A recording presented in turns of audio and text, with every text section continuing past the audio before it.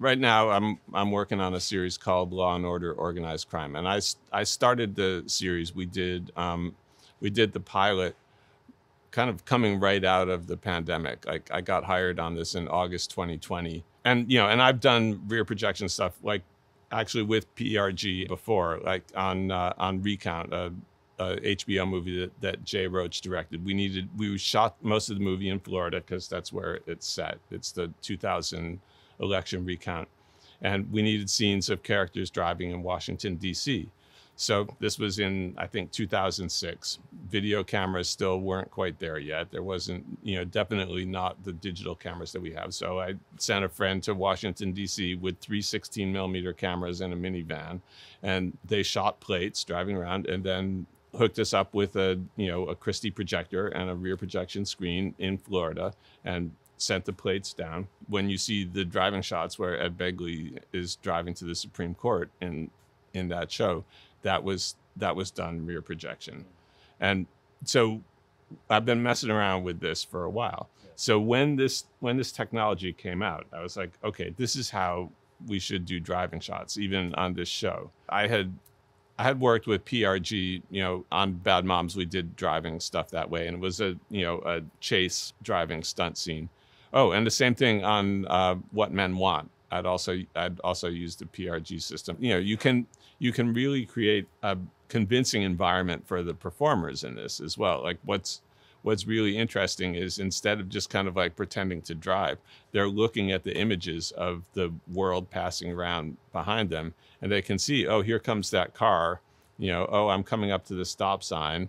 Oh, now I'm going to change lanes. Like all of that stuff just, after take 1 or 2, it becomes automatic. What's really impressive is when you need a line of dialogue to hit at a certain place, like they're pulling the car over and they have to say a line at that moment. How, take 1, everybody's confused. Oh my gosh, this is a disaster. Like take 2, they're saying the line right as the car is pulling over, right when you need them to. And, the fact that it's repeatable, that they can see what's going on in their world, that for me is the key to doing this, as opposed to shooting against green screen.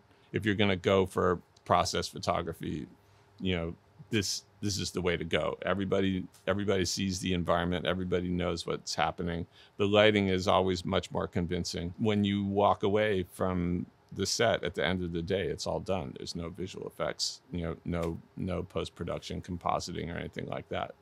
I think one of the things with actors is, especially when you're doing something that's, like a complicated visual effect, or, something where, it's not kind of a real environment on set, is the fear that they're going to look ridiculous when the rest of the scene gets put in around them and they're not reacting in a way that makes sense with the rest of the, the imagined world. And so to be able to, look at the screen and say, oh, this is what the car is doing right now. This is where I am in the world. They not only don't have to imagine it, they can see it, but they know that what they're doing relates to the world that they're in, especially if you have specific actions that have to happen. What's the reset time to get back to 1? All of that is very slow. Here, when you want to reset, somebody pushes a button and you're back at the beginning of the plate. So you get a lot more done in the same amount of time. So not only are you not renting insert cars, and but you get a better performance because you're not just kind of stuck with whatever you happen to get in the one take that you could afford to do before you have to just move on. You can get a lot more driving done in one day. You can do, driving shots with multiple vehicles and something else done before lunch. That's how you have to quantify it. You have to say, all right, well, this normally would have been like a 1.5 day shoot if we were out on an insert car, and we got it done before lunch. How much is that worth to you? And that's how you justify the cost. It's made it so that the writers don't have to worry about, like, if they want to set a scene in a car, if that's what makes sense. It's like, no problem. That's, it's as easy as setting it in any of our other sets. The screens do about, I'd say, 95% of the lighting. When you have a great operator, just D3 operator, disguise operator, you can move little areas of bright and dark around on the screens, and that kind of becomes your lighting setup. In the past season, I've added an orbiter, the Aries LED spotlight, to the package. And um, out of the disguise system, they send a video feed to our lighting console programmer, who then picks a little spot where the sun is on the on our video backgrounds, and so the orbiter light will brighten and dim as as the sun goes behind buildings or goes behind trees. That actually has been kind of the great like interactive lighting. I think that as a philosophy for for working with the full set of video walls is don't work too hard. The walls themselves actually do a lot of the lighting. Like as a rule of thumb, we usually shoot pretty much wide open at a T2, and that's to help keep the backgrounds from being too much in focus. And then if you can actually send the backgrounds even a little bit more out of focus if you want, using the software.